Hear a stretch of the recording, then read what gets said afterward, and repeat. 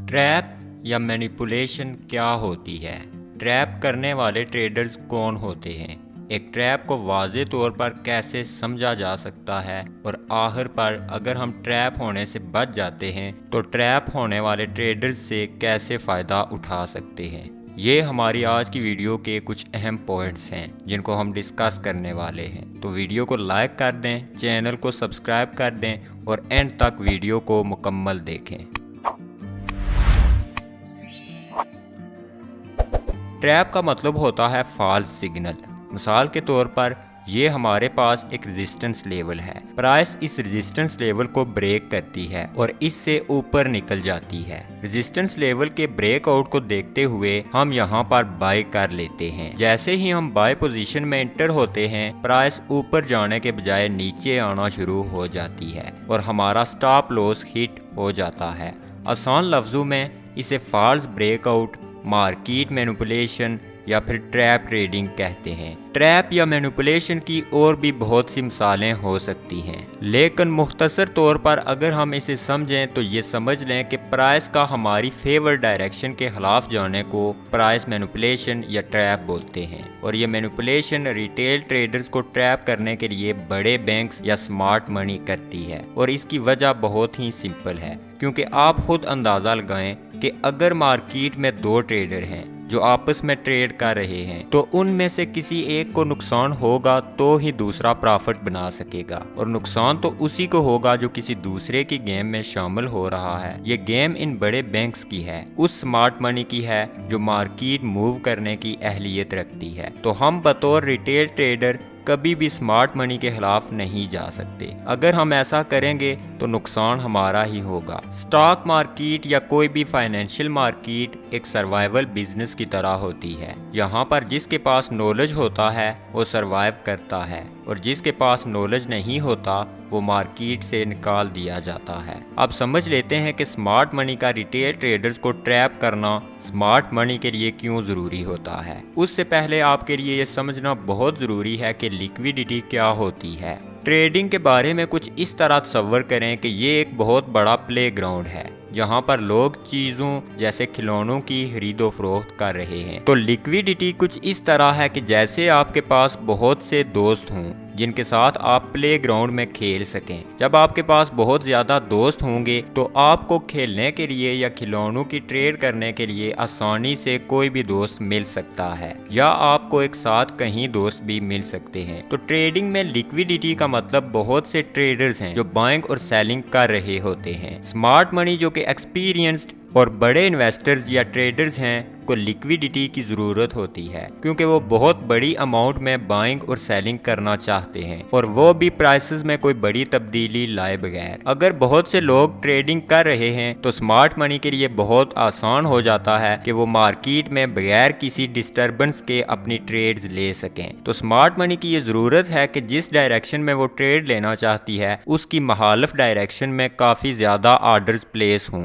मिसाल के तौर पर अगर स्मार्ट मनी बाय करना चाहती है तो उसको ऐसे बहुत से लोग चाहिए जो सेल कर रहे हों। इसीलिए स्मार्ट मनी रिटेल ट्रेडर्स के स्टॉप लॉसेस को हिट करती है। मिसाल के तौर पर ये हमारे पास एक रेजिस्टेंस लेवल है। अगर प्राइस को इस लेवल से नीचे आना है तो ये डायरेक्टली नीचे आ जाएगी, पर अगर स्मार्ट मनी या बड़े प्लेयर्स इस मूव में शामिल होते हैं और यहाँ पर सेल करते हैं तो प्राइस बहुत तेज़ी के साथ नीचे आ जाएगी और उनके मुकम्मल आर्डर्स भी फिल नहीं होंगे। तो ये स्मार्ट मनी के लिए एक वैल्यू ट्रेड नहीं होगी, क्योंकि उनके तमाम आर्डर्स फिल करने के लिए यहाँ इतनी ज़्यादा मिकदार में लिक्विडिटी या मुखालिफ सीमत में आर्डर्स नहीं हैं। अब अगर इन्हें अपने आर्डर फिल करने हैं तो वो प्राइस को इस लेवल से ऊपर लेकर जाएंगे। उसके लिए इस लेवल पर अगर प्राइस बिल्ड अप लेती है तो रिटेल ट्रेडर के जहन में ये चीज़ होगी कि जब प्राइस इस रेजिस्टेंस लेवल से ब्रेकआउट लेगी तब यहाँ ऊपर वो बाय करेंगे। और स्मार्ट मनी रिटेल ट्रेडर की नफ्सियात को समझती है।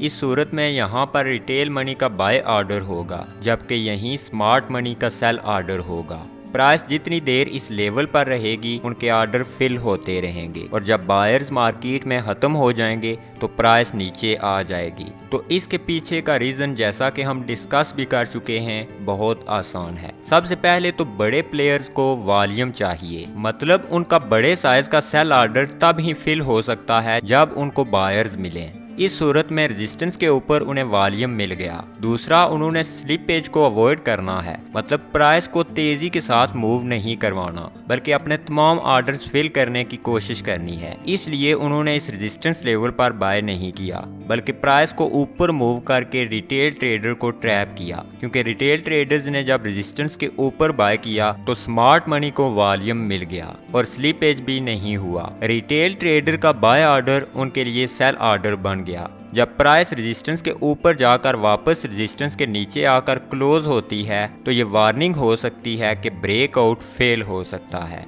हम इसको वॉल्यूम के साथ कंपेयर करके कंफर्म कर सकते हैं। एक जेन्युइन ब्रेकआउट में ब्रेकआउट कैंडल का वॉल्यूम हाई होता है, फिर उसके बाद जब प्राइस रीटेस्ट के लिए आती है तो इन कैंडल्स पर वॉल्यूम कम होना चाहिए और कैंडल्स छोटी होनी चाहिए। इसका मतलब है रीटेस्ट के दौरान जब प्राइस गिर रही हो तो वॉल्यूम भी गिर रहा हो।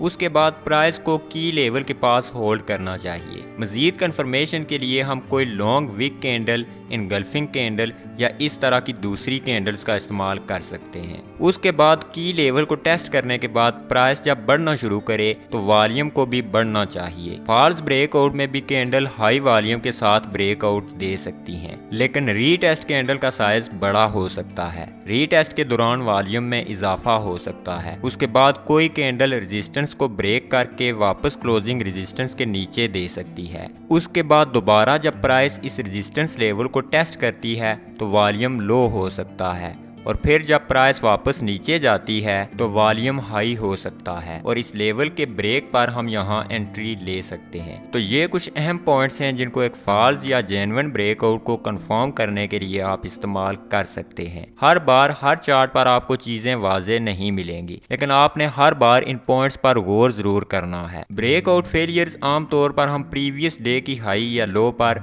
ओपनिंग रेंज हाई और ओपनिंग रेंज लो पर, लास्ट स्विंग लो और लास्ट स्विंग हाई पर या फिर किसी भी की लेवल पर ट्रेड कर सकते हैं। तो फेल ब्रेकआउट को ट्रेड करने के लिए आपने कुछ अहम पॉइंट्स अपने जहन में रखने हैं। एक तो की लेवल चाहे सपोर्ट हो या रेजिस्टेंस वो वाजे होना चाहिए। उसके बाद ब्रेकआउट, फिर ब्रेकआउट फेल और फिर टेस्ट कैंडल और आखिर में वॉल्यूम। अब यहाँ पर गौर करें, ये हमारा रेजिस्टेंस लेवल है। प्राइस ने यहाँ पर इस लेवल को ब्रेक किया है और ब्रेकआउट के बाद हमें यहाँ पर कंसोलिडेशन देखने को मिली है। उसके बाद ये हमारे पास एक रेड कैंडल बनती है जो रेजिस्टेंस के नीचे क्लोजिंग दे देती है। तो ये हमारे पास पहला सिग्नल है कि ऊपर रिटेल ट्रेडर्स ट्रैप हो चुके हैं। उसके बाद ये हमारे पास एक टेस्ट कैंडल है। जब एक रेड कैंडल इसकी लो को ब्रेक करती है तो हम यहाँ पर एक शॉर्ट पोजीशन में एंटर हो सकते हैं। जितने लोगों ने ऊपर बाय किया होगा उन सब का स्टॉप लॉस यहाँ कहीं ट्रिगर हुआ होगा और उनका स्टॉप लॉस मतलब सेल ऑर्डर। और बहुत से स्मार्ट ट्रेडर्स भी होंगे जो इस ब्रेकआउट फेल में शॉर्ट पोजीशन में एंट्री लेंगे। तो इस वजह से हमें यहाँ पर एक सेलिंग प्रेशर की वजह से एग्रेसिव डाउन साइड मूव देखने को मिलता है। अब यहाँ हाई वॉल्यूम के साथ हमें ब्रेकआउट देखने को मिला, फिर लो वॉल्यूम पर कंसोलिडेशन, हाई वॉल्यूम पर नीचे वापसी, फिर लो वॉल्यूम रीटेस्ट और फिर हाई वॉल्यूम डाउन मूव।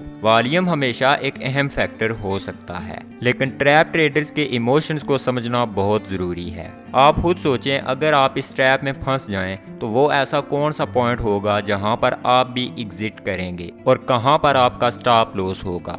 इस बुनियाद पर आप शॉर्ट पोजीशन में एंटर हो सकते हैं, क्योंकि बड़े प्लेयर्स हमेशा हमारे स्टॉप लॉस और इमोशंस को हिट करते हैं या फिर इनका काम ही इसी बुनियाद पर होता है। बिल्कुल इसी तरह अगर स्पोर्ट लेवल पर भी एक फॉल्स ब्रेकआउट देखने को मिलता है तो हम इन्हीं चीज़ों की बुनियाद पर एंट्री बना सकते हैं। अब यहाँ पर देखें, प्राइस ने इस रेजिस्टेंस लेवल को ब्रेक किया है, लेकिन यहाँ पर हमारे पास वॉल्यूम कम है, तो ये पहला सिग्नल है कि ब्रेकआउट फेल हो सकता है। उसके बाद आप देख सकते हैं प्राइस कुछ ही देर में वापस नीचे आ जाती है। तो जब ये रेड कैंडल इस कैंडल की लो को ब्रेक कर देती है, हम एक शॉर्ट पोजीशन में एंटर हो सकते हैं। आप अगर ट्रेडिंग व्यू ओपन करके किसी भी सिक्योरिटी के चार्ट को बैक टेस्ट करना शुरू करें तो आपको ऐसे बहुत से फेल ब्रेकआउट्स देखने को मिलेंगे, जिनके पीछे बिल्कुल यही नफ्सियात और यही वजूहात होती हैं।